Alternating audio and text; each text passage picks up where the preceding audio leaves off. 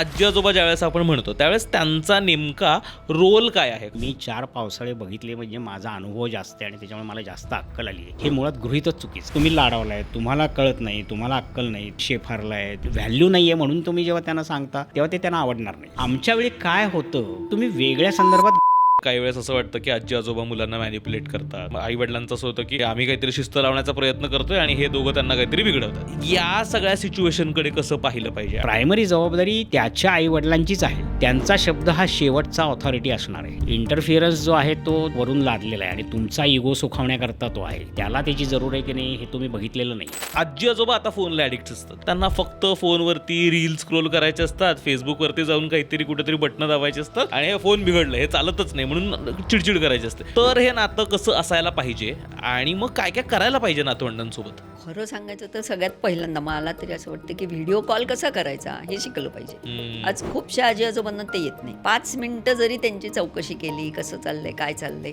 खूप त्याच्यामध्ये चांगले बंध निर्माण होतात. बऱ्याचदा असं लक्षात चांगले आजी आजोबा कसे असतात, त्यांचं आणि त्यांच्या नातवंडांचं नातं कसं असतं? आजी आजोबा किंवा नातवंड हे मुळीच इक्वल नाही आहेत. त्यामुळे कष्ट कोणी जास्त घ्यायचे, आमच्याकडे सर्वच गोष्टी जर जास्त आहेत तर कष्ट पण आम्ही घ्यायचे. मग आम्ही एवढं देतोय त्यांच्याकडे काहीच लक्ष नाही, हे मनात पण नाही आणायचं. नातवंडांच्या करता केलेली जी कष्ट आहेत त्याला कष्ट कसं म्हणणार? त्यांच्या- मुलं म्हणजे आपला वर्तमान आहे. आपण भूतकाळात गेलेलो आणि नातवंड आपलं भविष्य आहे. त्यांच्या डोळ्यातनं आपल्याला भविष्य बघायचं आहे. मुळात का जगायचं ह्याचं फार छान उत्तर मिळतं जे कदाचित आमच्या वयाला फार आवश्यक आहे. नाही तर कालचा दिवस, परवाचा दिवस, उद्याचा दिवस याच्यात काहीही करणं बरं आहे. आमच्या आयुष्यात फरक पडत नाही. आजी आजोबा आपल्यासाठी इतकं सोपं ॲक्सेस आहे, ज्ञानापासून काही गोष्टी शेअर करण्यापासून विश्वासार्ह ॲक्सेस आहे. असं का होत असेल? एका पॉईंट नंतर आजी आजोबा नकोसे वाटायला लागले.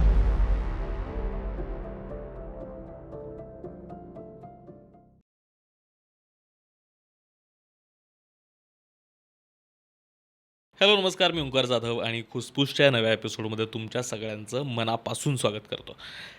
आपण कायमच वेगवेगळे आजी आजोबां रिलेटेड विषय करत असतो, त्यांच्याबद्दल गप्पा मारत असतो आणि आज तसाच एक महत्त्वाचा विषय दोन्ही लोकांसाठी म्हणजे दोन्ही जनरेशनसाठी, आजी आजोबांसाठी सुद्धा आणि त्यांच्या मुलांसाठी सुद्धाचा जो महत्त्वाचा विषय आहे. चांगलं आजी आजोबा बनता येतं का, कसं बनायचं, तर त्याच्याबद्दल आज आपण गप्पा मारणार आहोत. आपल्यासोबत 2 खास पाहुणे आहेत, राजेंद्र प्रभुणे आहेत आणि सुरभा प्रभुणे आहेत. त्या दोघांसोबतही आज आपण गप्पा मारणार आहोत की नेमकं ग्रँड पेरेंटिंग, आजी आजोबा, नातवंड हे नेमकं कसं प्रकरण असतं, त्या दोघांमधलं नातं कसं असायला हवं, ते आणखीन जर तुम्हाला फुलवायचं असेल तर त्यासाठी काय करायला हवं आणि त्याच्या आजूबाजूला लागून येणाऱ्या सगळ्या गोष्टी याबद्दल जर आपण गप्पा मारणार आहोत. तर स्वागत आहे तुमच्या दोघांचंही. धन्यवाद. मला एक फार गंमत वाटते आणि फार छान वाटतं की ते अमुक तमुकचे एपिसोड्स बघतात रेग्युलरली आणि त्यांना असं वाटलं की आम्ही या विषयाबद्दल कॉन्ट्रीब्यूट करू शकतो म्हणून त्यांनी अमुक तमुकच्या टीमला संपर्क केला आणि आज आपण असा एपिसोड घडवून आणतो आहे. तर मला तेही एक छान वाटतं की ते रेग्युलरली एपिसोड्स बघतात आणि त्याच्यानंतर त्यांना यात आपण सहभागी व्हावं आणि त्याला लागून आपण काहीतरी लोकांपर्यंत हे सुचवू शकतो, पोहोचवू शकतो असं वाटलं. तर त्यातनं हा एपिसोड घडतो आहे. तर मलाच छान वाटतं खरं तर. आणि आम्हाला तर खूपच छान वाटते कारण आम्हाला ही संधी या निमित्ताने मिळाली. आम्ही या प्रकारचं जरी लोकांच्यापर्यंत पोहोचण्याचा जरी प्रयत्न करत असलो तरी आपल्याला जे मनात आहे ते लोकांच्यापर्यंत पोहोचवणं ही फार महत्त्वाची गोष्ट आहे आणि ती जितक्या जास्त लोकांच्यापर्यंत पोहोचेल तितकं ते जास्त. आता तुमचा चॅनल खूप पॉप्युलर असल्यामुळे आणि खूप जास्त लोकांच्यापर्यंत त्यांची रीच असल्यामुळे आमच्या प्रयत्नांच्यापेक्षा आम्ही तुमच्याबरोबर जर आज काही काम केलं तर ते आणखीन जास्त लोकांच्यापर्यंत पोहोचणार आहे. त्याचा आम्हाला जास्त आनंद होतो आहे. दोघांनाही आनंद होतो आहे खूप आम्हाला.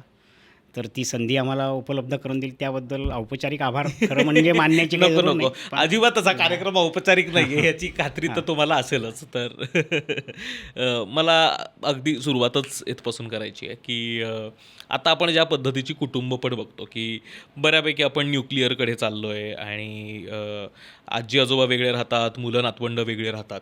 याच्यामध्ये बऱ्याचदा असा एक सूर आपल्याला ऐकायला मिळतो ना की आजी आजोबा जे काही करतात ते फार जास्त इंटरफेरन्स वाटायला लागतं म्हणजे एका पॉईंट नंतर मुलांना बरोबर. की तुम्ही आहात, हां ठीक आहे, तुम्ही महिन्यातनं 1 दिवस येऊन जा किंवा तुम्ही हे नका सांगू त्याला, तुम्ही ते नका सांगू, तुम्ही त्याचं रुटीन आहे ते फॉलो करायला द्या. तर असं आपण आता अशा टप्प्यापर्यंत आलो आहे का की आजी आजोबांचा मुलांच्या सोबतचा संवाद सहवास हा थोडा इंटरफेरन्सकडे चालला आहे, आणि असं का वाटत असेल की तो आता इंटरफेअर होत आहे? बिघडत चाललंय असं मी म्हणणार नाही. बिघडत चाललंय म्हणायला पूर्वी चांगलं होतं का असा प्रश्न निर्माण होतो.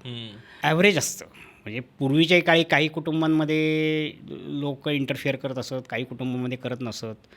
आम्ही फॉर्च्युनेट आहोत, दोघंही फॉर्च्युनेट होतात की आमच्या आजोबांच्याबरोबर आमचे इतके छान संबंध होते की त्यांनी आम्हाला जे काय सांगितलं असेल किंवा त्यांनी जे आमच्याबरोबर जो वेळ घालवला असेल तो आम्हाला कधीच इंटरफिअरन्स वाटला नाही. जोपर्यंत आम्हाला हे माहीत नव्हतं किंवा आम्ही बाजूला बघत नव्हतो तोपर्यंत आजी आजोबा इंटरफिअरन्स करतात हेच आम्हाला माहीत नव्हतं.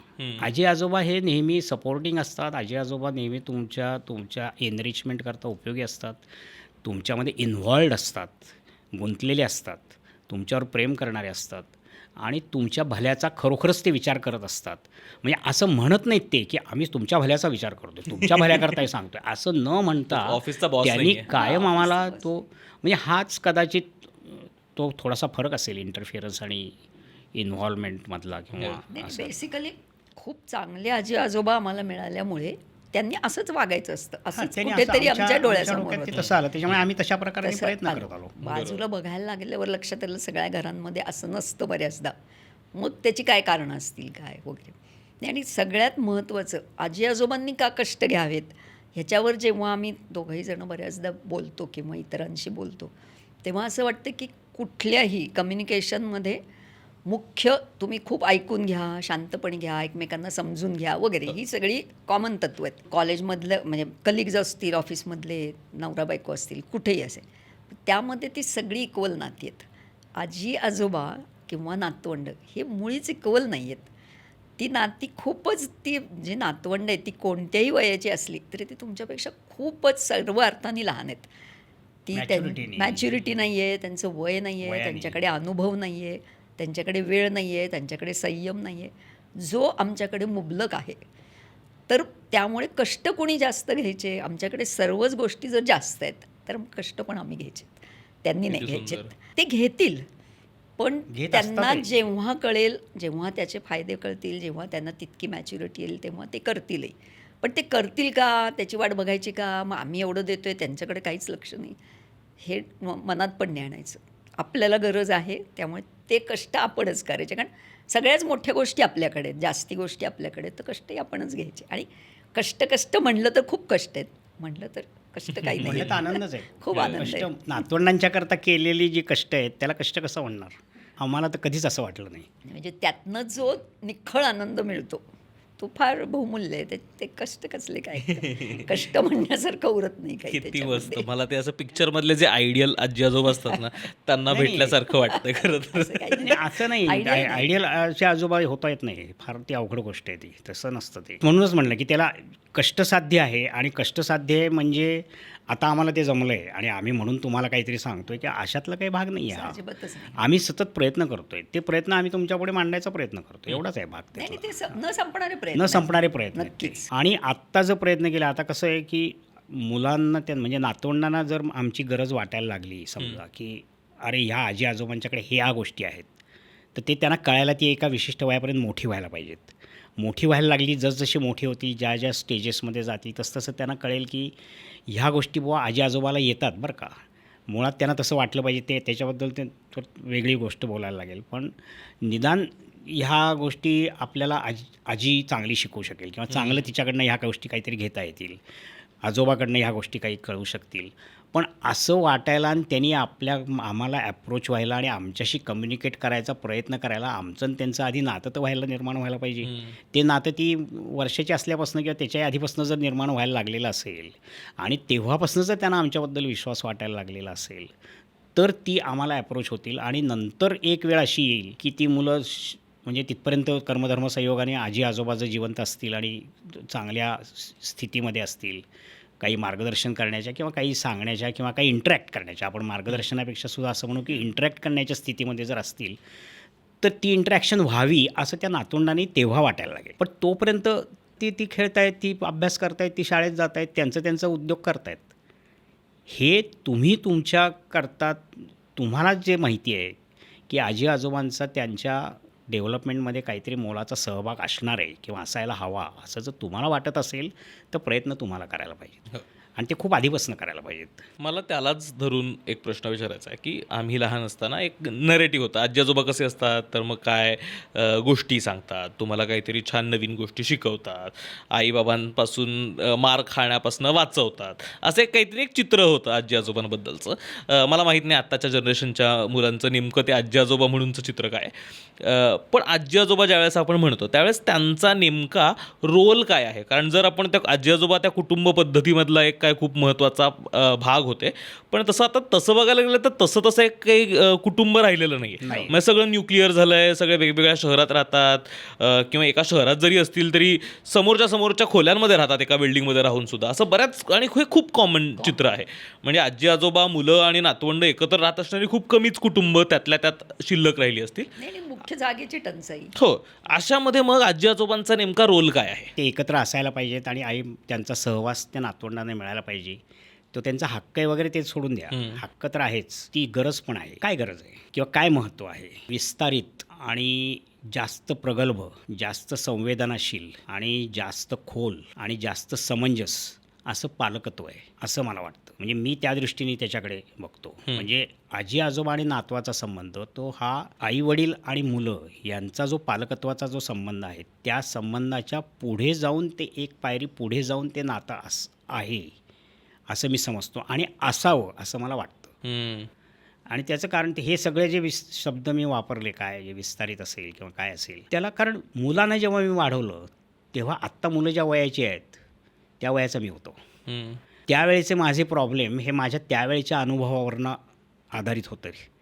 आत्ताच्या मुलांना जे प्रॉब्लेम्स आहेत ते त्यांच्या त्या वयाच्याला अनुसरून ते प्रॉब्लेम्स आहेत. त्यांना प्रॉब्लेम्स येतातच आहेत. त्यांना उलटे माझ्यापेक्षा जास्त प्रॉब्लेम्स येतात. मला जास्त वेळ मुलांच्याबरोबर घालवता येत होता, आता त्यांना तेवढा वेळ घालवता येत नाही आहे.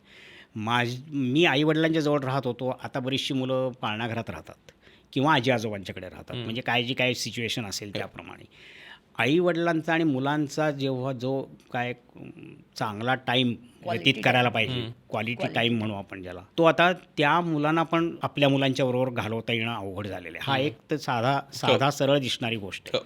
त्यात त्यांना सपोर्ट सिस्टीम काही नाही आहे. त्यांना वाटते आपण इंडिपेंडंट आहोत, पण सपोर्ट सिस्टीम नाही हे त्यांनी ते घाबरलेले आहेत. त्यांना खूप वेळेला पालकत्व हे निभवताना असे शंका येत राहतात की आता मी काय करू, हा मुलगा आता मला हे असं येतो आहे.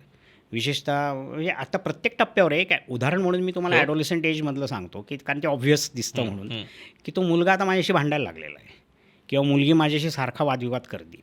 आता मी काय करू, तर मी भांबावलेलो आहे. मग अशा वेळेला त्याच्या पुढे जाऊन आजी आजोबा जर असतील तर त्यांनी हे सगळं बघितलेलं आहे आणि त्यांनी हा सगळा चेंज बघितलेला आहे आणि तो बघितल्यामुळे त्यांना जो अनुभव आलेला आहे त्या अनुभवामुळे आता ते अशा स्टेजला आहेत मॅच्युरिटीच्या की जे त्या मुलांना सल्ला देऊ शकतील की तुम्ही तुमच्या मुलांना कसं वाढवा. अशा दृष्टीने मी बघतो त्याच्याकडे. असं आहे असं म्हणत नाही आहे मी, असं असायला हवं असं मला वाटतं. आता हे असं आहे का, तर मुळीच नाही आहे. का नाही आहे, कारण त्याच्यामध्ये जे मी म्हणतो आहे की मी 4 पावसाळे बघितले, म्हणजे माझा अनुभव जास्त आहे आणि त्याच्यामुळे मला जास्त अक्कल आली आहे, हे मुळात गृहीतच चुकीचं आहे. ती मी आणायला पाहिजे. मला वयावरून मॅच्युरिटी यायला पाहिजे. यायला पाहिजे का नको, यायला पाहिजे, पण ती मला आलेली नाही. वय वाढलं म्हणजे मॅच्युरिटी येत नाही. तुम्ही त्याच्याकरता तुम्ही सतत एफर्ट्स घ्यायला पाहिजे, तुम्ही विचार करत राहायला पाहिजे, तुम्ही नवीन सिच्युएशन समजून घेतली पाहिजे. तुम्ही मागे जे झालं किंवा मागचे तुमचे वडील तुम्हाला काही जर कारण नसताना फटाफटा चुबस म्हणून फटके मारत असतील, तेवढंच तुम्ही शिकला आणि तुम्ही तसंच करताय. तुम्ही मोठे होत गेलात तोपर्यंत तुम्ही काही स्वतः शिकला नाहीत का? तुम्ही तुमचा म्हणून काही विचार केला नाही का? तुमची म्हणून तुम्हाला काही अक्कल यावी म्हणून काही विचार केला नाही का?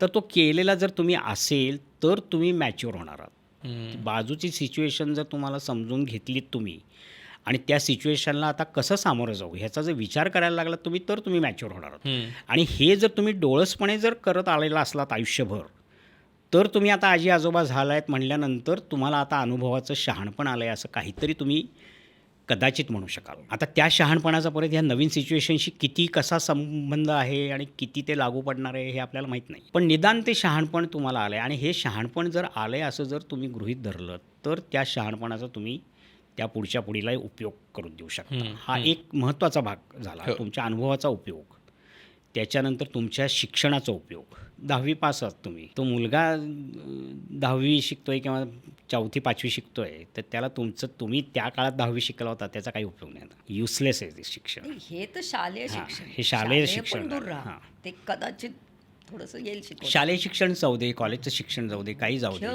तुमच्याकडे टेक्नॉलॉजीशी जी मुलं आत्ता जी एकदम फास्ट आहेत सगळी, हो. त्याच्या कुठेही जवळपास पण आजी आजोबा नसतात. हो.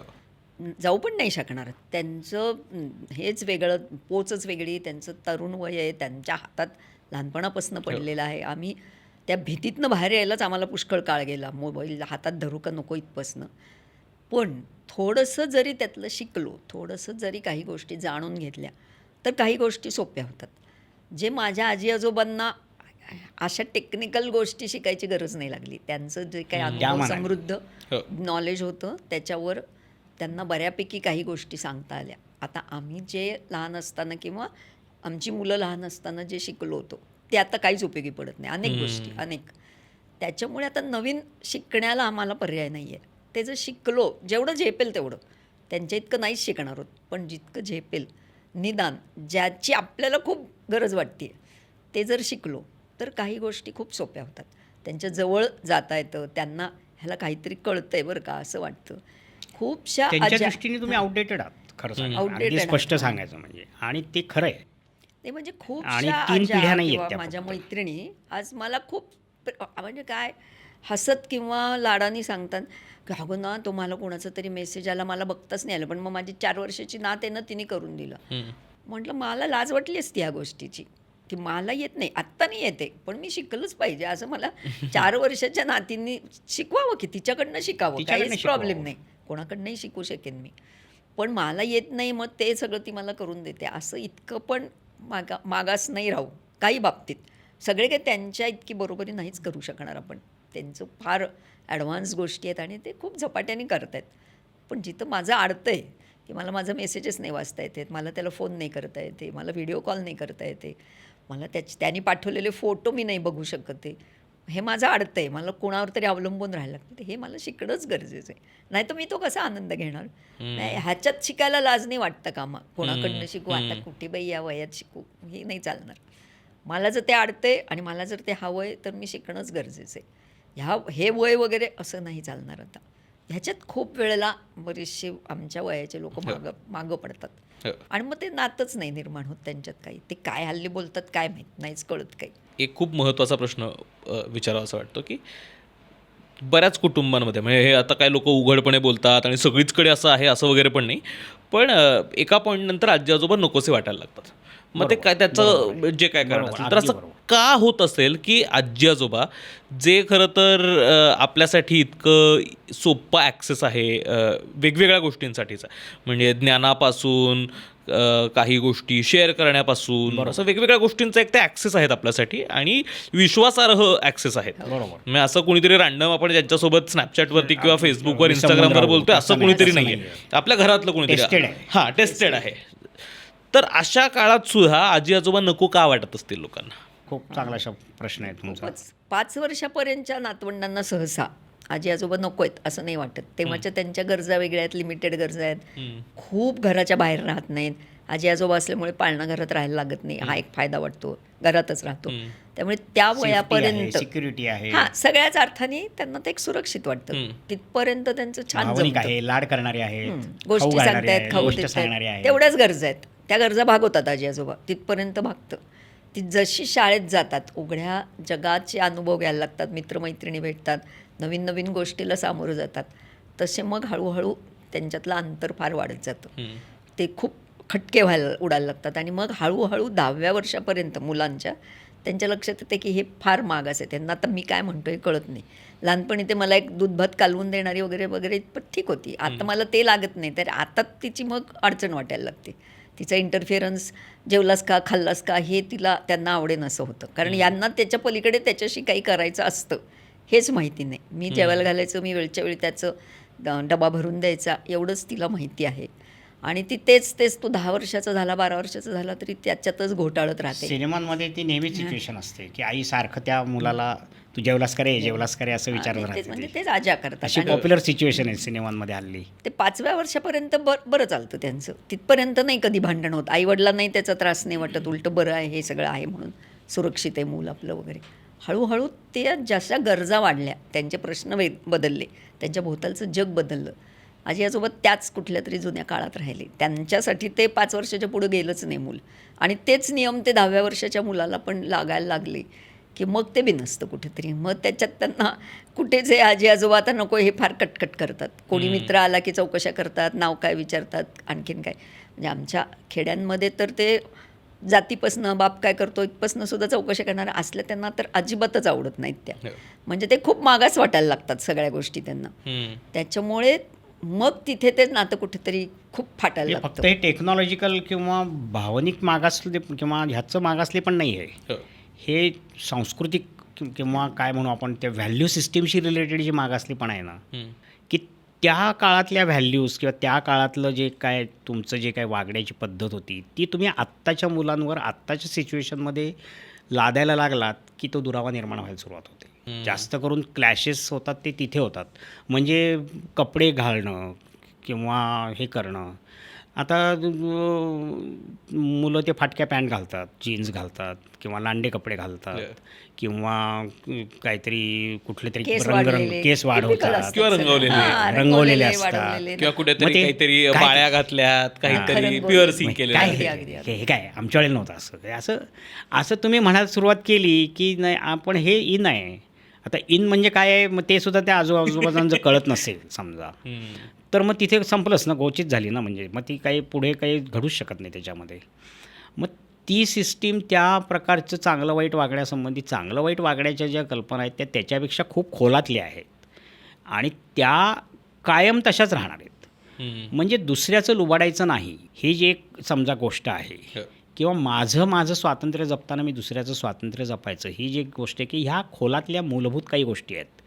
त्याच्यासंबंधीचं जर व्हॅल्यू सिस्टीममध्ये जर तुम्ही काही जर म्हणायचं असेल तुम्हाला तर तुम्ही म्हणू शकता. तुम्ही कपड्यांवरनं ह्याच्यावरनं आणि मग त्याच्यावरनं त्यांचं जजमेंट करायचं, जजमेंटल असणं हा पण त्यांना मग राग यायला सुरुवात होते. आणि मुलांनाही नेमका तोच राग येतो असतो की ती जजमेंटल राहून आपल्याला पण त्यांनी करू दिलं नाही आणि आता आपल्या मुलांना पण ती करू देत नाही.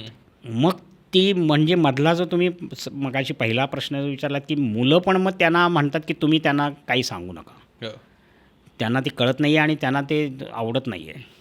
मग ती नावड निर्माण होते कारण तो मग सारखा क्लॅश निर्माण होतो. म्हणजे परत ते इन्व्हॉल्वमेंट आणि इंटरफिअरन्स ते मगाशी जे सुरुवातीला आपलं बोलणं झालं तेच तसं चालू होतं. ते तुमची जोपर्यंत इन्व्हॉल्वमेंट आहे आणि ती इन्व्हॉल्वमेंट दिसती आहे तुम्हाला त्यांच्या ते काय करतायत, त्यांना काय हवं आहे, त्यांचे अचिव्हमेंट्स काय आहेत, त्यांचे फेल्युअर्स काय आहेत, त्यांचे प्रश्न काय आहेत, त्यांना कशाची भीती वाटते ह्याच्यामध्ये तुम्ही खूप लक्ष देऊन आहात आणि तुमच्याबद्दल त्यांच्याबद्दल तुम्हाला काळजी वाटते आहे किंवा ही जी ह्या प्रकारची जी इन्व्हॉल्वमेंट आहे ती इन्व्हॉल्वमेंट आणि तू हे कर, हे करू नको, ते करू नको, ते करू नको असं ऑथॉरिटेटिव्ह सांगणं या दोन्हीमध्ये फरक आहे.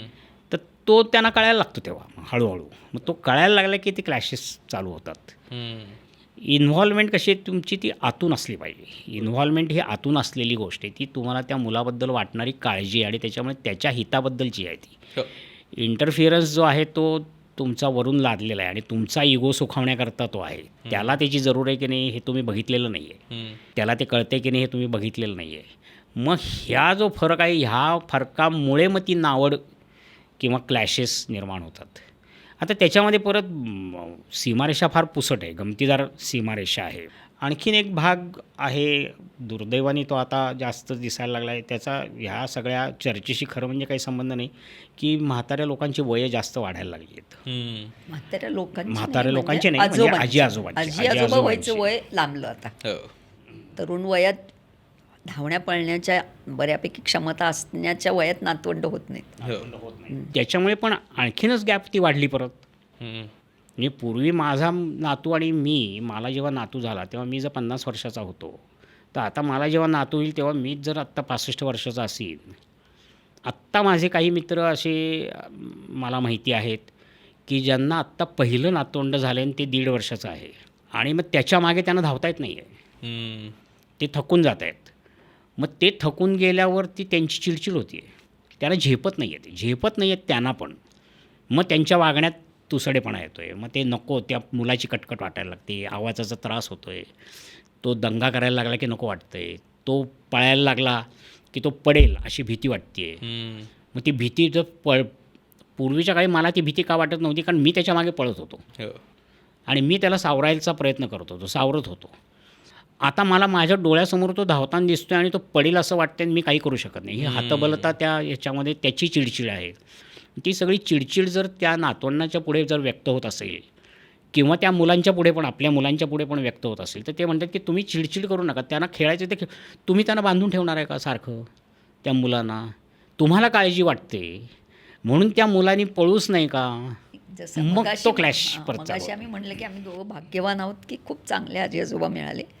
तसंच उलटं पण आहे की आम्ही खूप भाग्यवान आहोत की आम्ही चांगले हिंडत्या फिरत्या ह्याच्यात असताना आम्हाला नातवंड नातवंड मिळाली. मिळाली. असं पण म्हणजे आपण ह्याच्यात म्हणू आमचं क्रेडिट काही नाही आहे, आमचं क्रेडिट नाही, पण त्याच्यात आमचं एक भाग्य मिळाली. म्हणू आपण त्यामुळे त्यांच्याशी संबंध जोडताना, ठेवताना, वाढवताना खूप सोपं झालं आम्हाला वाढवायला. कारण ती आमच्या छान त्या अर्थाने यंग एजमध्ये जेव्हा आम्ही काही करू शकू त्यांच्याबरोबर आणि मग कॉन्ट्रीब्युटही करू शकतो ना त्यांच्या आयुष्यामध्ये. आम्ही त्यांना काही शिकवू शकतो. आम्हाला जेवढ्या काही गोष्टी येतात त्या त्यांनी त्यांच्याबरोबर करू शकतो. आम्ही त्यांच्याबरोबर गाऊ शकतो. आम्ही त्यांच्याबरोबर नाचू पण शकतो. काही जे काय त्यांना पाहिजे काय त्यांना जे पाहिजे ते करू शकतो त्यांच्याबरोबर. आम्ही त्यांच्याबरोबर चांगला वेळ घालवू शकतो, ट्रेकिंगला जाऊ शकतो. ह्या गोष्टी आम्ही करू शकतो त्यांच्यावर. पळू नाही शकत आता. पण तशी अपेक्षाही नाही त्यांची अपेक्षाही नाही. ती नाहीच आहे त्यांची अपेक्षा. मला तिथेच यायचं आहे. आता अपेक्षांपर्यंत आलं तर मग चांगले आजी आजोबा कसे असतात, म्हणजे त्यांचं आणि त्यांच्या नातवंडांचं नातं कसं असतं? कारण आयडियल. हां, आयडियल नाही, पण काय काय करता येतं, म्हणजे मला जेन्युनला हा प्रश्न पडतो की हल्लीच्या बहुतेक मला असं मी ज्या आजी आजोबांना पाहिल्या आजूबाजूचं त्यांच्याबद्दल बोलतोय कदाचित, पण त्यांना माहीतच नाही काय करायचं नातवंडांसोबत.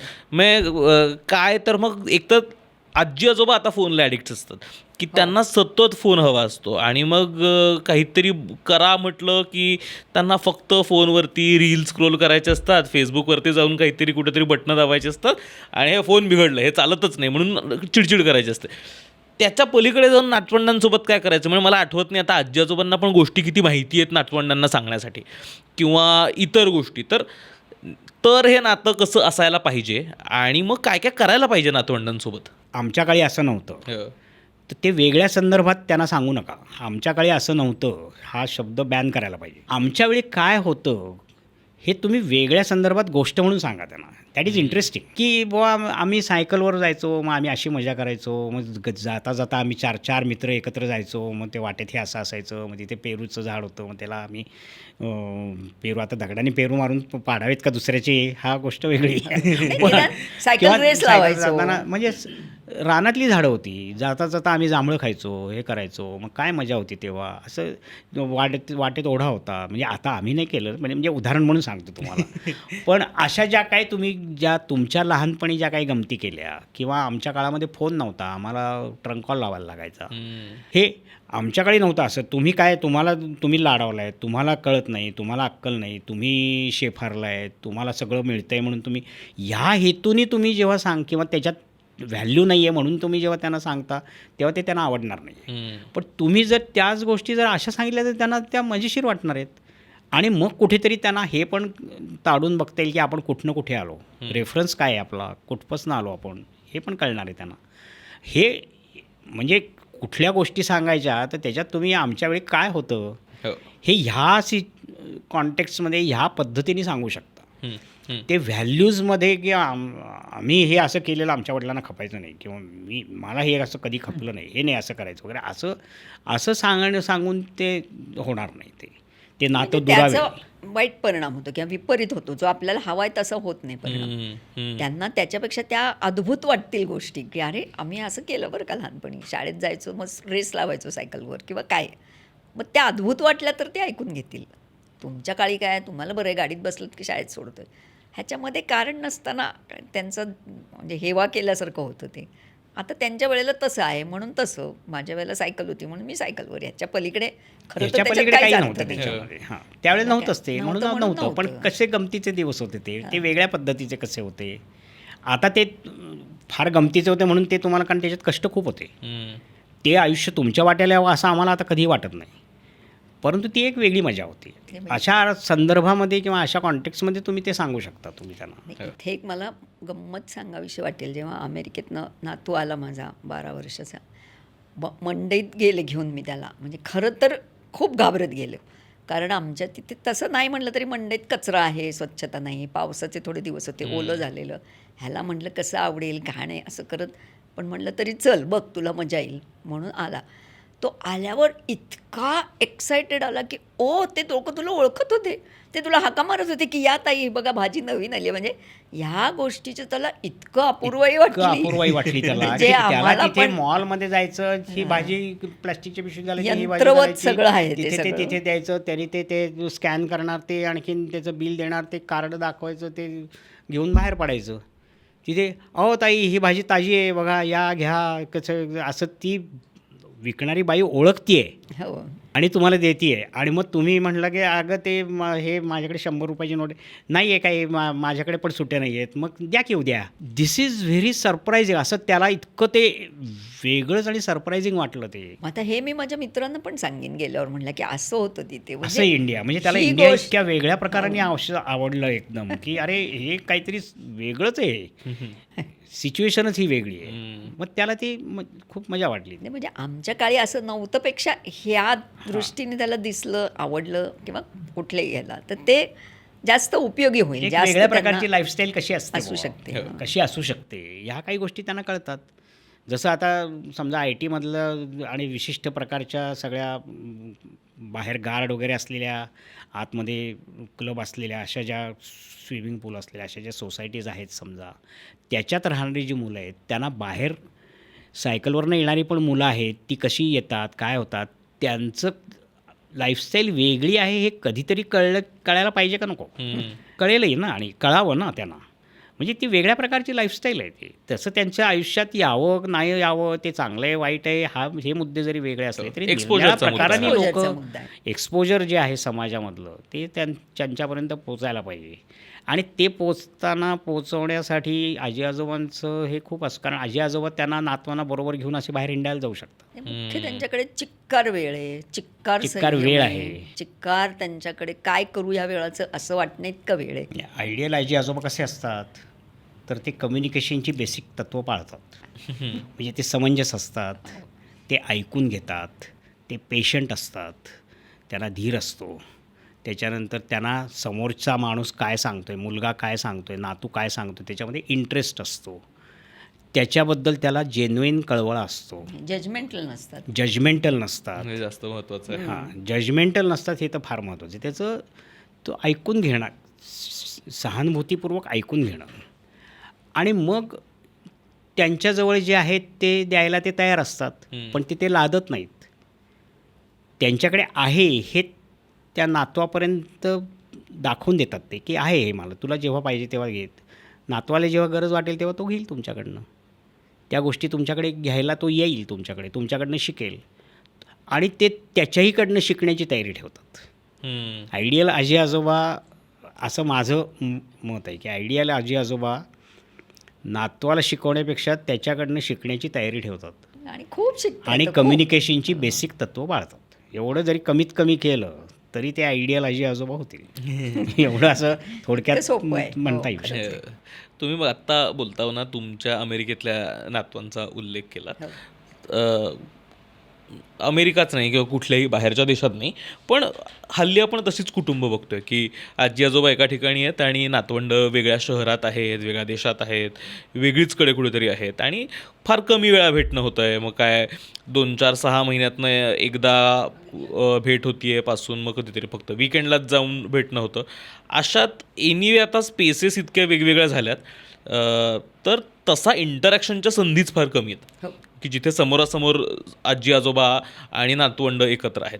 अशामध्ये ज्यावेळेस तुमची नातवंड कुठेतरी बाहेरच्या देशात राहत आहेत किंवा फार फ्रिक्वेंटली तुम्ही भेटू शकत नाहीत असं म्हणूयात त्याला, अशा वेळेस तुम्हाला नातवांसोबत जर चांगलं नातं जपायचं असेल, तयार करायचं असेल, तो बॉन्ड निर्माण करायचा असेल तुमच्यासाठी आणि नातवंडांसाठी सुद्धा, म्हणजे हवी हवेसे आजी आजोबा जर आशाही याच्यात बनायचं असेल तर काय करायला हवं? खरं सांगायचं तर सगळ्यात पहिल्यांदा मला तरी असं वाटतं की व्हिडिओ कॉल कसा करायचा हे शिकलं पाहिजे. आज खूपशा आजी आजोबांना ते येत नाही. एक स्पर्श सोडला हां, तर दिसतो ना आपण, मग आपल्या चेहऱ्यावरचे हावभाव दिसतात, आपल्या चेहऱ्यावरचं प्रेम दिसतं त्यांना. ती समोर आली आणि आपण 5 मिनटं जरी त्यांची चौकशी केली, कसं चाललंय, काय चाललंय, खूप त्याच्यामध्ये चांगले बंध निर्माण होतात.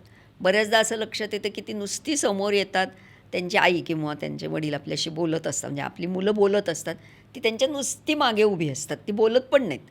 म्हणजे खूप वेळेला माझ्या मैत्रिणींचे असे जेव्हा अनुभव आहेत त्या म्हणतात की कसली बाई ती पोरं, ती काही बोलतच नाही, ती नुसती मागे उभी राहतात. पण उगाच का उभी राहिलीत ती? त्यांना बघावंसं वाटतंय तुला, कुठेतरी त्यांना पण तुझ्याशी बोलावंसं वाटते. अशी दिसल्यावर नुसतं जरी म्हणलं तुला सांगायचं आहे का, मग हो मला हे दाखवायचं आहे, असे ती इतक्या उत्सुकतेने सांगतात. पण ते कुठेतरी आपण त्यांना संधी दिली पाहिजे. लांब का असेनात अनेक अनेक प्रकारांनी त्यांच्याशी रॅपो ठेवता येतो. छोटे छोटे त्यांना काहीतरी गोष्टी कळवता येतात व्हॉट्सअपवर, छोटे विनोद त्यांच्या त्यांच्या वयाला आवडतील असे. एखादा काहीतरी आपल्याकडे इन्सिडेंट घडला तर तो त्यांना शेअर करता येतो. एखादी मला एक छोटीशी एक फिल्म खूप आवडली बरं का, बघ तुला पण आवडेल, तुला ज्या प्रकारचं आवडतं त्या प्रकारचं ही ह्याच्यात पण तसंच आहे. अशा कितीतरी गोष्टीतनं जर आपण विचार करत गेलो, शिकत गेलो, तर त्यांच्याशी सहज रॅपो राखता येतो. आणि मग जेव्हा खरंच प्रत्यक्ष भेटू तेव्हा सगळ्यात महत्त्वाचं म्हणजे स्पर्श करता येतो, जो दुरून नाही करता येत. मग तो केल्यावर किंवा एकत्र राहिल्यावर आणखीन खूप गोष्टी करता येतात त्यांच्या. असं काही आम्हाला तर कधीच असं वाटत नाही की ती खूप लांब राहिली आहेत, त्याच्यामुळे कधीतरी भेटू, मग त्यांना ओळख लागण्यातच बराच काळ जातो, असं होतच नाही. जेव्हा कधी प्रत्यक्ष भेटतो तेव्हा अगदी रोज आपण भेटत असल्यासारखं सुरू होतं असल्यासारखं आमचं नातं. रोजचं कम्युनिकेशन चालू आहे त्यांच्याशी. अर्थात त्याचा अर्थ रोज फोन करावा का नातवंडांना, हां, मुलांना, हे तर पण नाही. हां. याही बाबतीत खूप ठाम आहोत. आठवड्यातनं एकदाच करूया, पण छान गप्पा मारूया, वेळ देऊयात. आणि त्यांना रोज कुठली वेळ सोयीची आहे हां, ते त्यांना ठरवूया. आम्हाला सगळ्याच वेळा सगळ्याच सोयीच्या सोयीच्या आहेत. आम्ही मोकळेच आहोत. आणि मग त्याच्यामध्ये रोज उठून तू भाजी कोणी केली, स्वयंपाक कोणी पप्पानी केलं का मम्मीने, असले कोणतेही प्रश्न येत नाहीत. त्यांचं आयुष्य त्यांच्या त्यांच्या पद्धतीने ते त्यांचे प्रश्न सोडवतात. ह्याच्यात आपला इंटरफिअरन्स नसला, मग मुलांना, नातवंडांना पण त्यांच्याकडे खूप असतं जे त्यांना आपल्याशी शेअर करायचं आहे. त्यांनी नवीन घेतलेल्या गोष्टी आहेत, त्यांना नवीन मिळालेले अवॉर्ड्स आहेत, ते कुणाकडे शेअर करणार आहेत? ते कोणीही नाही आहे त्यांना आज, की त्यांना मी आज ते तर आता खरंच सांगेन. पुढे आहेत. म्हणजे इतर नातेवाईक पण खूप कमी झालेले आहेत आणि आणि ते परदेशात गेलेल्या मुलं किंवा परक्या कुठेही, गावात कुठे. गेलेल्या मुलांच्या बाबतीत तर त्यांना फक्त शेजार पाजारची जी आपापली दारं बंद करून असलेली जी कोण कुटुंब आहेत आणि त्यांचा कधीतरी एकमेकांच्याकडे जाण्याचा संपर्क येतो, हे सोडलं तर त्यांना हे सगळं मनातलं सांगायला कोणीच नाही आहे. किंवा काही नाही. मी हा एक खूप छान नेटफ्लिक्सवर सिनेमा बघितला बरं का, तर तुम्हालाही दोघांना आवडेल, हे कुठंतरी त्यांना सांगायचं असतं. ते आपल्या मुलांचं पण आणि त्यांच्या मुलांचं पण शांतपणे ऐकून घेतलं, खूप सोप्या होतात गोष्टी. कुठल्याही चौकशा, जादाच्या चौकशा काहीही करायच्या नाहीत. आणि या प्रकारचं इतर गोष्टी काहीतरी करत राहिलो, खूप छान त्यांच्यामध्ये, आपल्यामध्ये, आपल्या मुलांमध्ये पण आणि त्यांच्या मुलांमध्ये पण इतकी छान नातेसंबंध तयार होतात. मग त्याच्यात असे कुठले मुलांच्याही बरोबर नातेसंबंध टिकून आहेत त्याच्यामुळे, की त्यांच्या ह्याच्यात इंटरफिअर न करता आपण त्यांच्यामध्ये इंटरेस्टेड आहोत हे त्यांना दाखवल्यामुळे आणि त्यांना जेव्हा काही सांगायचं असेल तेव्हा ते ऐकायला आम्ही तयार आहोत एवढं दाखवल्यामुळे पण त्यांचं आमचं नातं टिकून आहे. नाही कसं आहे कमीत कमी हां, एवढं. नातवंड दूर आहेत तशी मुलं पण दूर आहेत ना. आणि मुलं पण दूर आहेत. मुलांचे त्यांच्या लहानपणी खूप चांगले संबंध होते, म्हणजे आत्ता आहेत असं होत नाही. त्याच्यासाठी परत प्रयत्न करायलाच हवेत. पुढच्या वयाच्या टप्प्यावर नाते त्यांच्यात आणि आपल्यात टिकवण्यासाठी मग ह्या प्रकाराने खूप करता येतात त्या गोष्टी. आणि डिस्टंट रिलेशनच्या बाबतीमध्ये मी तर असं म्हणेन की आता जर समजा नवरा बायकोला जर डिस्टंट रिलेशन ठेवता येतं परदेशात हां, तर नातवंडांच्याबरोबर डिस्टन्स रिलेशन ठेवायला तर काहीच प्रॉब्लेम नाही आहे तुम्हाला. तुम्ही केव्हाही त्यांच्याबरोबर किती कनेक्टेड राहू शकता. कनेक्टेड राहणं हा तर हल्लीच्या काळातला फार हे आहे. तर तुम्ही कनेक्टेड किती वेळ राहता याला महत्त्व नाही आहे. काय काय क्वालिटीने कनेक्ट राहता तुम्ही, किती फ्रिक्वेंटली कनेक्टेड राहता याला महत्त्व नाही आहे. आहे त्या वेळात काय करताय? आहे त्या वेळात आहे तो त्या quality time कनेक्टेड कसा असण्याच्या देता येईल वेळामध्ये त्यांच्याशी. तुम्ही काय करता याला महत्त्व आहे. आणि तो जर चांगला काळ घातला खूप मजा येते. जे मिळतं ते काय म्हणू बहुमूल्य आहे, ज्याची कशाचीच तुलना नाही करता येणार. म्हणजे त्याच्यासाठी ते का आम्हाला होईना, मिळते. अर्थात ते मिळते, ते आपल्याला मिळते, त्यांनाही त्यांना मिळत असेल. त्यांना मिळतच आहे, त्यांना मिळते. मिळणार आहे ते अपरोक्ष मिळणार आहे. म्हणजे ह्याचा आम्ही बघतो ते आम्हाला किती मिळणार आहे ह्याच्या दृष्टीने एका अर्थाने स्वार्थीपणा म्हणू आपण त्याला. आम्ही तरुण राहतो, त्याच्यामुळे आमचं मनातला तरुण मुलांच्याबरोबर संपर्क राहतो. मग त्याच्यामुळे आमचे विचार फ्रेश व्हायला मदत होते. नाही, मुळात का जगायचो ह्याचं फार छान उत्तर मिळतं. जे कदाचित आमच्या वयाला फार आवश्यक आहे. नाही तर कालचा दिवस, परवाचा दिवस, उद्याचा दिवस याच्यात काहीही कणभरही आमच्या आयुष्यात फरक पडत नाही. रोज आम्हाला त्याच वेळेला रोज उठतो, शोधायला त्याच लागते की आता काय करायचं. त्याच वेळेला नाश्ता, त्याच वेळेला म्हणजे अगदी अर्थपूर्ण घड्याळात करायचं तर ते आणखीन वेगळं. म्हणजे नुसतं काय करायचं, अर्थपूर्ण आहे का हा तर त्याच्या पुढचा, उपयुक्त आहे का त्याच्या पुढचा प्रश्न आहे. काय करायचं हा जर प्रश्न आमच्या पुढे असेल ती म्हणजे त्याचं उत्तर आहेत. मुलं म्हणजे आपला वर्तमान आहे. आपण भूतकाळात गेलेलो आहोत. मुलं म्हणजे आपला वर्तमान आहे आणि नातवंड आपलं भविष्य आहे. त्यांच्या डोळ्यातनं आपल्याला भविष्य बघायचं आहे किंवा दिसतंय असं म्हणायला काही हरकत नाही. खूप खरं छापील कारण खरंच आहे ते वाक्य छापील हे, नाही आहे, पण छापील आहे म्हणलं तर हो. काय म्हणजे ते काय असं कोट म्हणण्यासारखं असं काही नाही. पण खरोखरच तसं ते आहे की तुम्ही त्यांच्या डोळ्यातनं बघा, तुम्हाला किती मजा दिसेल, किती तरुण सगळं रसरशीत आणि किती छान मजेशीर जग दिसेल तुम्हाला. किती असं आहे ना. उत्सुकता आहे, किती कुतूहल आहे, किती गोष्टींमध्ये त्यांना इन्व्हॉल्व व्हायचं आहे, किती गोष्टीची भीती पण आहे. मग ते सगळ्या कितीतरी गोष्टी त्यांच्यासारख्या आपल्याला हळूहळू बाजूला दिसायला लागतात त्यांच्यामुळे. आणि मग खूप सोपे होतात. आणि आपल्याला जे काही आता ह्या वयात भेडसावणारे प्रश्न आहेत की काय चाललंय, माझं काय होईल, तिथनं खूप बाहेर पडायला सोपं होतं. म्हणजे हे जे काय मिळतं आता हे कसं वर्णन करणं अवघड आहे, ज्याचं त्यांनी अनुभवायचं आणि ज्याचं ह्या त्याला अनुभवण्याच्या गोष्टी आहेत. हां, म्हणजे आई झाल्याचं मला काय सुख मिळालं हे आई झाल्यावरच कळतं. ते असं कोणीतरी सांगून कोणीतरी लिहून असं नाही कळणार. तसंच आहे हे. त्यामुळे ते अनुभवावं आणि अनुभवलं तर तर ते कळेल. खूप छान खूप छान आहे आहे ते, हे नक्की. किती मस्त म्हणते. Grand parenting can also be therapeutic. Therapeutic म्हणजे काय फुल थेरप्युटिक आहे. म्हणजे त्याच्या इतकी चांगली थेरपीच नाही. त्याच्या इतकं तुम्हाला रिज्युवेनेट किंवा ताजंतवानं करणारी, यंग म्हणजे चांगल्या म्हणजे यांनी करणारी अशी दुसरी गोष्ट नाही. त्या नातवंडांच्या बरोबरचं रिलेशन हे काय म्हणू आपण rewarding in that sense. Parenting करणं खरंच अवघड आहे. पेरेंटिंग अवघड आहे. Parenting is difficult. पण ग्रँड पेरेंटिंग इतकं अवघड नाही नक्कीच. तुमच्यावर डायरेक्ट जबाबदारी ज्याला म्हणतो ना ती नाही आहे की ते मूल चांगलंच बनेल. याची जी डायरेक्ट जबाबदारी तुम्हाला मूल वाढवताना जी असते ती नातवंड वाढवताना नसते. त्याच्यामुळे यू आर मोर फ्री. त्या फ्रीडममुळे ते बिघडणार नाहीत नातवंड एवढं बघितलं म्हणजे झालं. हे पण फार धोकादायक आहे. म्हणजे एका अर्थाने म्हणजे त्याच धोक्याने काही वेळेला प्रॉब्लेम होऊ शकतात. पण ते खूप सामर्थ्य आहे ह्या नात्यातलं, पेरेंटिंगमधल्या ह्या टप्प्याचं. ते सामर्थ्य आहे की फ्रीडम आहे तुम्हाला किंवा तुम्हाला जबाबदारीचं ओझं नाही आहे. त्या जबाबदारीचं की ह्या करता मला हे असंच करायला पाहिजे.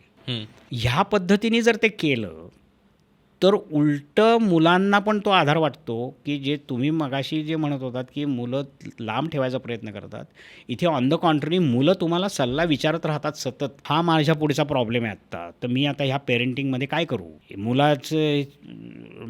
माझ्या मुलाला वाढवताना मला हा प्रॉब्लेम येतो आहे, मला ही डिफिकल्टी येते आहे, मला हा स्ट्रेस आहे.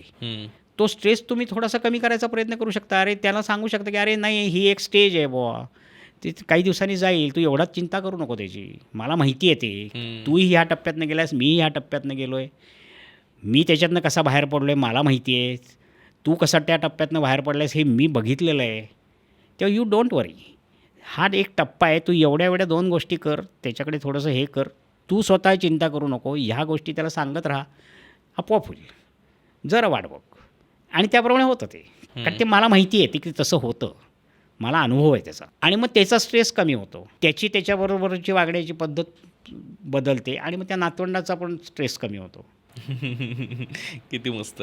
मला अगदी म्हणजे त्याला जाता शेवटचा प्रश्न हा विचारायचा आहे की बऱ्याच जणांना आजी आजोबा आणि मुलं यांच्यामध्ये ना थोडासा असा कॉन्फ्लिक्ट तयार होतो की मग काही वेळेस असं वाटतं की आजी आजोबा मुलांना मॅनिप्युलेट करतात किंवा आजी आजोबा मुलांना बिघडवतात की आई बाबा जे नाही म्हटलेत करायला तेच आजी आजोबा करण्याची परवानगी देतात आणि मग आईवडिलांचं असं होतं की हां म्हणजे आम्ही काहीतरी शिस्त लावण्याचा प्रयत्न करतोय आणि हे दोघं त्यांना काहीतरी बिघडवतात किंवा मग ते प्रत्येक वेळेस जाणीवपूर्वकच असेल असं नाही पण मग ते काही अनावधानानं होत असेल आणि मग त्यातनं ते असं कॉन्फ्लिक्ट्स तयार व्हायला लागतात की एका बाजूला आजी आजोबा आहेत आणि मध्ये मुलं आहेत आणि एका बाजूला पेरेंट्स आहेत आणि त्यातनं अजून एक एन्झायटी तयार होते पालकांमध्ये की हे आता आजी आजोबांच्या जवळ गेले तर मुलं आजी आजोबा जास्त फेवरेट झाले तर या सगळ्या सिच्युएशनकडे कसं पाहिलं पाहिजे आणि हे अवॉइडच करायचं असेल पर्यंत पोचायचंच नसेल तर कसं नॅव्हिगेट करता येईल. मला तर असं वाटतं सोपं आहे. जर ते एकत्र राहत आहेत समजा रोजचाच त्यांचा संबंध आहे तर ते मूल वाढवणं ते एक असतील 2 असतील ती चौघांनी पण ती जबाबदारी घेतली आहे तर चौघांनीही मूल नसताना एकत्रितपणे कोणत्या गोष्टी चालतील कुठपर्यंत चालतील आणि कुठल्या गोष्टी अजिबात चालणार नाही हे पक्क ठरवलं पाहिजे आणि त्याच्यावर प्रत्येकाने म्हणजे कायम स्टिक राहिलं पाहिजे. त्याच्यात मग बदल नाही. आत्ता असं झालं म्हणून तसं केलं. रोज त्यांनी भाजी पोळी ही खायलाच पाहिजे हे जर चौघांनी मिळून ठरवलेलं तत्व आहे. मग तो रडू दे तो काही होऊ दे आजीने मग लाड नाही करायचे. बरं जाऊ द्या ताई नाही आहे ना दे मी तुला थोडेसे गुळतूप देते. तर नाही एकदा आपण सगळ्यांनी मिळून ठरवलं आहे की ह्याच्यावर आपण राहायचं. फार तर थोडंसं ती आजी असल्यामुळे तू तेवढं सगळं संपव मग बघू. मी आईला तुझ्या एकदा विचारीन की त्यांनी जर सगळं तेवढं खाल्लं तर मी थोडंसं दिलं तर चालेल का असं आईशी कन्सल्ट करीन. आई जर म्हणली चालेल तर मग मी देईन पण आत्ता नाही. असं कुठेतरी जर छान एकत्रितपणे काही गोष्टी पक्क्या ठरवल्या की ह्याच्यात नाही करायचं ह्याच्यात चालेल तर मग ते क्लॅशेस जरा कमी होतील. चौघांचं मिळून एकमत आहे कारण चौघं मिळून ते वाढवतात त्यामुळे तुम्ही त्याच्यात डिस्कस करू त्यांनी पण डिस्कस करावं. डिस्कस करण्यात काय प्रॉब्लेम आहे तुम्हाला. एकत्र तुमचा रोल काय माझा रोल काय डिस्कस करू तो ठरवू आपण. एकत्र राहायचं आहे ना आपल्याला. मग आता एकत्र राहायचं म्हणजे काही नियम आपण पाळून घेतो की एकत्र राहायचं म्हणजे मी बाहेर जाणार आहे तर किती वाजता येईन घरी मी जेवायला येणार आहे की नाही हे सांगावं इतका एक असा बेसिक नियम आपण पाळतो. ते कुठेही पाळतो तसा कुठेही पाळतो तसा ऑफिसमध्ये पाळतो नोकरीच्या ठिकाणी सगळीकडे पाळतो. तसा इथे पाळावा. इथे डिस्कस करावं. तुम्ही ऑफिसमध्ये करता डिस्कस. त्या मुलांना तर आता ती ऑफिसमध्ये ती सवयच आहे डिस्कशन्स करणं मीटिंग्स घेणं हे करणं. तुम्ही घरात का नाही मीटिंग घेत. एकदा घ्या ना घरात मीटिंग की तुमचा रोल काय माझा रोल काय तुमचा रोल कुठे संपतो माझा रोल कुठे संपतो माझा कुठे चालू होतो तुमचा कुठे चालू होतो. डिस्प्यूट असेल एखादा की हे मला असं वाटतं आणि तुम्हाला तसं वाटत नाही त्याच्यावर तुम्ही एकदा भांडा ना. नातवाच्या अप्रोक्ष हे महत्वाचं कुठले काही चांगले वाईट नियम ठरवताना त्यांच्या समोर नाहीच. आणि मगाशी मी म्हटलं त्याप्रमाणे प्रायमरी जबाबदारी तुमची नाहीच आहे. प्रायमरी जबाबदारी त्याच्या आईवडिलांचीच आहे. तेव्हा त्यांना पूर्ण फ्रीडम असायलाच पाहिजे. त्याच्यात तुम्ही जर मध्ये मध्ये काही सांगायला लागलं तर तुम्ही मगाशीच म्हणल्याप्रमाणे तो हस्तक्षेप आहे. ती ढवळाढवळ आहे इंटरफिअरन्स आहे तो नाही करायचा. कारण प्रायमरी जबाबदारी त्यांची आहे. त्यांचा शब्द हा शेवटचा ऑथॉरिटी असणार आहे. त्याच्यामुळे त्यांनी जर समजा एखादी गोष्ट ही नाही करायची असं मुलांच्या करता बाबतीत ठरवलेलं असेल तर ते आजी आजोबांनी पाळलंच पाहिजे. फक्त ते काय करू शकतात की त्या नियमाचा हार्शनेस कसा थोडासा कमी होईल हे ते करू शकतात. आई वडिलांना जर त्या मुलाला समजून सांगायला वेळ नसेल की बाबा हे तू का करायचंस किंवा का करायचं नाही आहेस हे त्यांना जर समजून सांगायला वेळ नसेल तर तो वेळ तुम्ही घालवू शकता. आणि आई वडील फक्त म्हणतात की हे तू करायचं नाहीस आणि हे तू करायचंस. मी ते त्यांना समजून सांगण्याचा एफर्ट घेऊ शकतो. म्हणजे हे आईला तू नकोय करायला तर का नकोय करायला तिची भूमिका काय तिला का ते तुला आत्ता नाही द्यायचंय तुझ्या हातात ह्याच्यासाठी ती काय विचार करते. हा जर पुरा माहिती असेल की आईचा ह्याच्या मागचा विचार काय आहे तर तो शांतपणे त्याच्यासाठी जो वेळ घालवायला हवा तो द्यायला आजी आजोबांकडे भरपूर वेळ आहे त्यांना. आणि उलटी त्यांना त्या आई वडिलांना मदतच होणार आहे. हो आणि तो वेळ असा अगदी समोर बसून प्रवचन दिल्यासारखा दिला पाहिजे असंही नाही. कुठेही सहज गप्पा मारता मारता जेवायला वाढता बाहेर फिरायला घेऊन गेलो आहे कुठेही सहज तुला माहिती आहे का आज असं झालं बरं का आई किती दमते आईच्या मागे आत्ता ऑफिसमध्ये इतकी जबाबदारी आहे अशा पद्धतीने कुठेतरी सांगितलं तर त्यालाही हळूहळू लक्षात येतात की अरे हो तिच्याही काहीतरी एक वेगळ्या अडचणी आहेत. ती नको म्हणत असेल तर तिच्या काहीतरी वेगळे हे आहेत तेवढं तिला सांगत बसायला वेळ नाही आहे तुला. की आत्ता माझ्या ऑफिसमध्ये असं चाललेलं आहे, माझ्यावर इतक्या जबाबदारी आहेत आणि तू तर हे शनिवारची कुठेतरी ट्रिपचं काढतोस, नाही आत्ता मला जमणार. तर हे तिला खरंच वेळ नाही होत काही वेळेला. हे काम आजी आजोबांना सहज करता येतं. आणि असं जसं आईची बाजू जशी त्या मुलाला समजून सांगू शकता तुम्ही, तशी मुलाची पण बाजू तुम्ही ऐकून घेऊ शकता. उलटं पण. अगदी शेवटचा प्रश्न, आजी आजोबांसाठी सुद्धा तुम्ही म्हटलात की कसं हे ग्रँड पेरेंटिंग रिवॉर्डिंग आहे. ते कसं रिवॉर्डिंग आहे, म्हणजे आजी आजोबांना सुद्धा त्यातनं काय मिळतं? कारण बऱ्याचदा ना असं म्हणजे आत्ता आपण जे डिस्कशन केलं त्याच्यात थोडंसं पुढे जात जर आणखीन ते टोकाला नेलं तर बऱ्याचदा असंही होतं की ज्या पद्धतीच्या फॅमिली स्ट्रक्चर्समध्ये राहतो आपण, जसं ऑफिस आहे, दोघेही नवरा बायको घराच्या बाहेर पडतात, मुलांची जबाबदारी बऱ्याचदा जर आजी आजोबा घरी असतील तर अंगावर येऊन पडते आणि मग ते लादल्यासारखं पण वाटतं. आणि मग एका पॉईंटला असं होतं की आजी आजोबांचं की नाही मी जवळपास त्यांचं पाळणाघर चालवत असल्यासारखं माझ्या अंगावर परिस्थिती येते. आणि जरी ते नातवंडांसोबतचं नातं, त्यांच्यासोबतचं वेळ घालवणं आवडत असलं तरी त्यातनं चिडचिडच तयार होतं, बांधल्यासारखं वाटतं, अंगावर पडल्यासारखी जबाबदारी वाटते. तर या सगळ्यामध्ये सुद्धा ही प्रोसेस तुम्ही म्हटलात की खूप एन्जॉयफुल आहे, तुम्हाला रिवॉर्डिंग वाटते, तर त्याकडे कसं बघता येऊ शकतं? हां, म्हणजे ह्या ठिकाणी एक खूप भलतीच गोष्ट आहे खरं तर. पण म्हणजे माझ्यासाठी ते रिवॉर्ड वाटलं मला.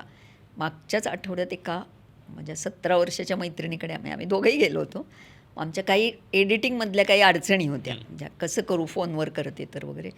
ती काय हल्लीची पिढी आहे, ती 17-18 वर्षाची मुलगी म्हणजे ती एकदम PhD झालेली त्याच्यात. ती सट काय काय सांगत होती. समहाऊ ते आम्हाला सगळं कळलं, ती काय जे बोलत होती ते कळलं.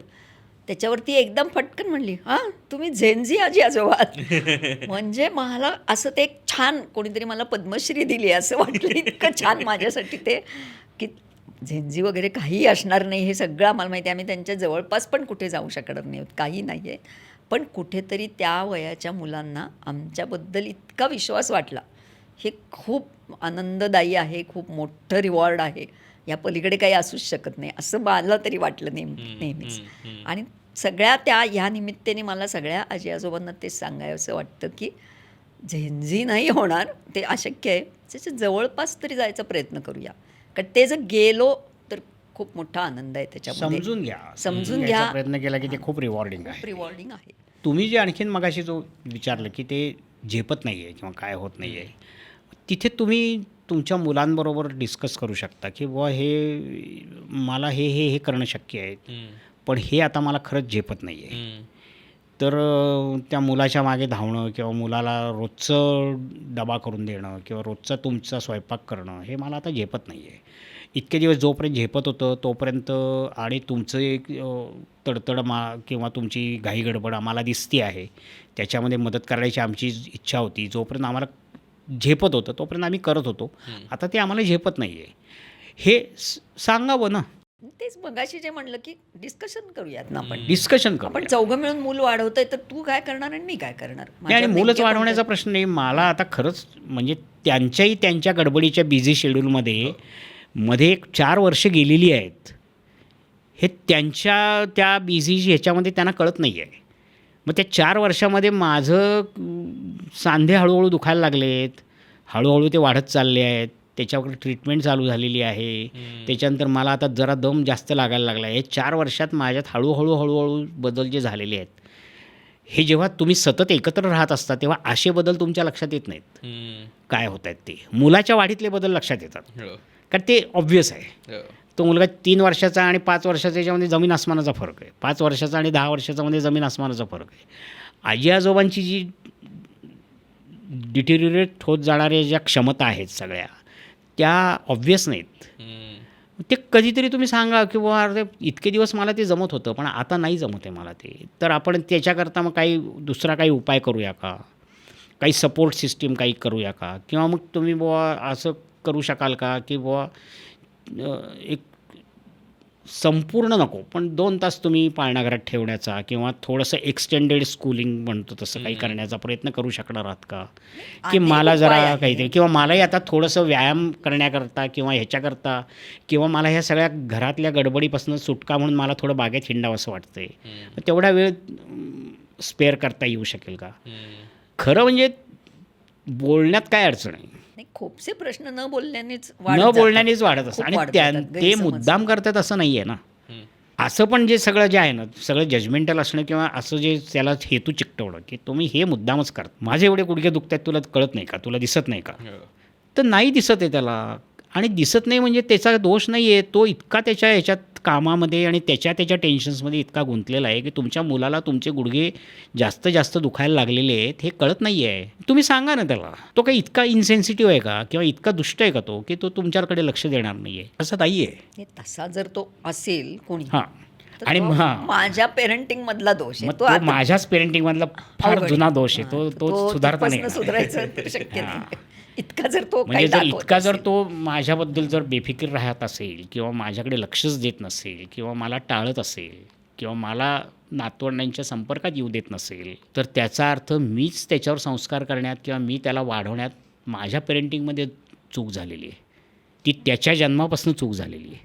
ती आता कुठे मी निस्तरू? नाही, कुठे आता दिसतं गेली नाही. वेळ आता ती. ती वेळ गेली आहे निघून. आता ती वेळ ते गेली. काही होणार नाही काही गोष्टी. इतके जेव्हा आपल्याला क्लॅशेस दिसतात ना, तुम्ही म्हणतात त्याप्रमाणे जे ह्या प्रकारचे जे क्लॅशेस दिसतात किंवा ह्या प्रकारचं आजी आजोबांना नातवंडांच्या जवळ येऊ न देण्याचं किंवा किंवा ती फिअर की हे जास्त जवळचे होतील आणि मग आमच्याकडे ह्या फिअरला तर खरं म्हणजे अर्थच नाही. कारण हा तुमचा दोष आहे. तुम्ही दिवसातनं आठवड्यातनं फक्त 2 तास भेटता मुलाला, इट्स ओके. ते 2 तास तुम्ही त्याच्याबरोबर काय करतात तेही जर तुम्ही करत नसाल तर मग ग्रँडपेरेंट्सना दोष देऊ नका की ते त्याला मुलाला आमच्याकडे ओढून घेत आहेत. हा वेगळा मुद्दा झाला. पण मगाशी जे सांगत होतं ते तुम्ही ते प्रयत्न करू शकता तसे. थँक्यू सो मच दोघांचे. म्हणजे खूप खूप मजा आली आजी आजोबांसोबत गप्पा मारून ग्रँड पेरेंटिंगबद्दल. मला वाटतं जे कोणी आजी आजोबा या सगळ्या प्रोसेसेसमधनं जात असतील किंवा ज्यांच्या घरात लहान मुलं असतील असे पालकही त्यांनाही कदाचित कुठे कुठे या गोष्टी रिलेट करता आल्या असतील. आणि आपण बऱ्याचदा आपल्याकडे एकतर वेगवेगळ्या रोल्समध्ये गेल्यानंतर काय करायला हवं नाही याच्याबद्दलचं फार संवाद होत नाही, फार कॉन्व्हर्सेशन्स होत नाही. तर मला वाटतं त्यासाठी सुद्धा की रोल बदलल्यानंतर खरं काय करायला पाहिजे, काय करायला हवं हे आपण फार खिचगंटीत टाकलेला विषय आपण ऑब्झर्व करून शिकूया असे विषय आहेत. आणि आजी आजोबा तर आता दिसेनासेच झाले, तर कोणाला ऑब्झर्व करायचं आणि काय शिकायचं हेही प्रश्न आहेत. तर थँक्यू सो मच. तुमच्या अनुभवातनं आम्हाला ते आजी आजोबा कसे बनता येईल हे समजून घेता आलं. खूप खूप आभार तुमच्या दोघांचे. आम्ही पण तुमचे खूप आभारी आहोत अशा करता की आम्हाला आमचा आनंद किंवा आमचं आजी आजोबा असणं लोकांच्यापर्यंत पोचवता आलं. किंवा चांगल्या आजी आणि आजोबा चांगले होण्यासाठी काय हां, करू शकाल काय करू ते पोचवता शकाल. आलं म्हणजे या माध्यमातून. आम्ही काय प्रयत्न करतो तेच म्हणजे आम्ही आदर्श झालो असं होत नाही.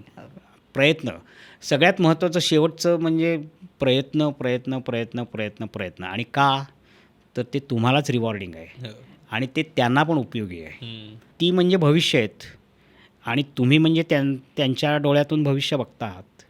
तुमचं भविष्य हे तुमच्यासमोर आहे. ते तुम्हाला त्याच्याशी कसं रिलेट करायचं आहे का तुम्हाला भूतकाळात मागे जात कुजत पडायचं आहे का ताजंतवानं राहायचं आहे का आणखीन आनंददायी जीवन जगायचं आहे जेवढे तुमचे दिवस पुढचे आहेत. Thank you so much. तुम्हाला सुद्धा आजचा एपिसोड कसा वाटला नक्की कळवा. तुमच्या आजी आजोबांना पाठवा. त्यांना जर अमुक तमुकबद्दल अजून सांगितलं नसेल तर हा दाखवा व्हिडिओ आणि त्यांनाही सबस्क्राईब करायला सांगा. येस, धन्यवाद. लोभ असावा.